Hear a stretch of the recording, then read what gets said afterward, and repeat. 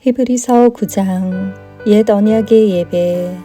첫 번째 언약에도 예배 규칙이 있었으며 또한 예배를 위해 사람이 만든 장소도 있었습니다.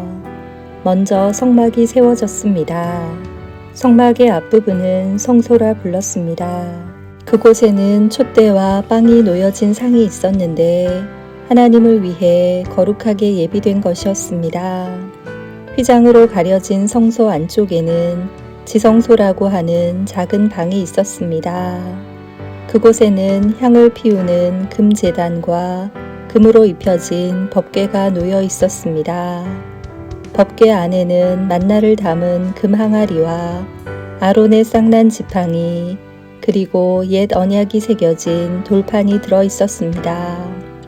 법궤 위에는 하나님의 영광을 나타내는 날개 달린 생물인 그룹들이 날개로 뚜껑을 덮고 있었습니다.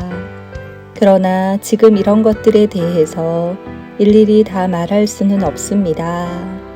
이 모든 것이 성막 안에 준비되어 있어서 제사장들은 언제나 첫 번째 방에 들어가 예배를 드렸습니다.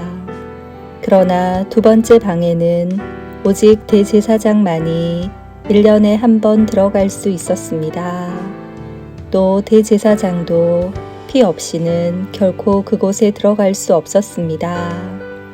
그는 그 피를 자기 자신과 백성의 죄를 위해 하나님께 드렸습니다.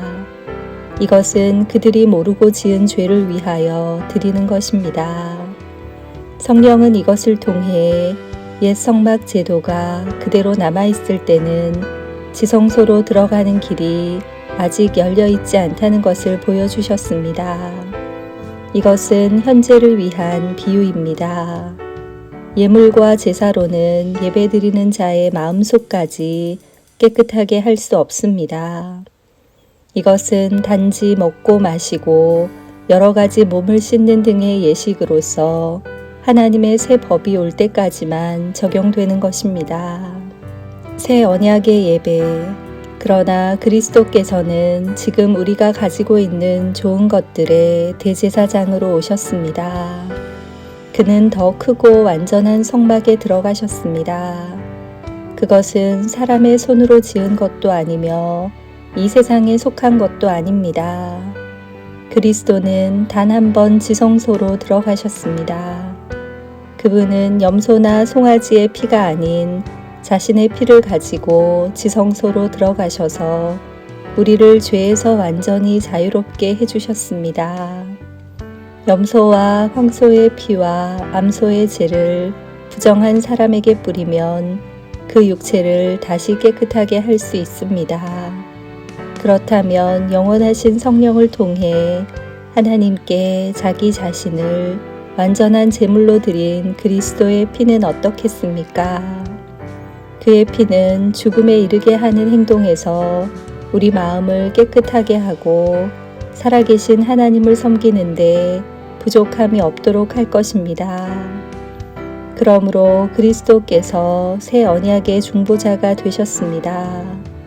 이제 하나님께 부르심을 받은 자들은 하나님께서 약속하신 영원한 복을 받을 수 있게 되었습니다.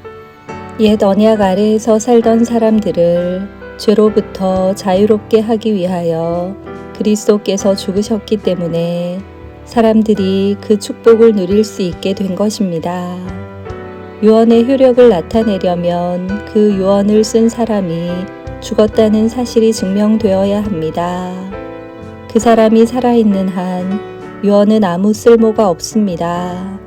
오직 죽은 후에만 쓸모가 있는 것입니다. 이처럼 옛 언약도 죽음을 나타내는 피 없이 세운 것이 아닙니다. 모세는 백성들에게 율법에 적힌 모든 계명을 말해 주었습니다. 그리고 송아지의 피를 물과 함께 섞은 다음 붉은 양털과 우슬초에 적셔서 율법책과 백성들에게 뿌렸습니다.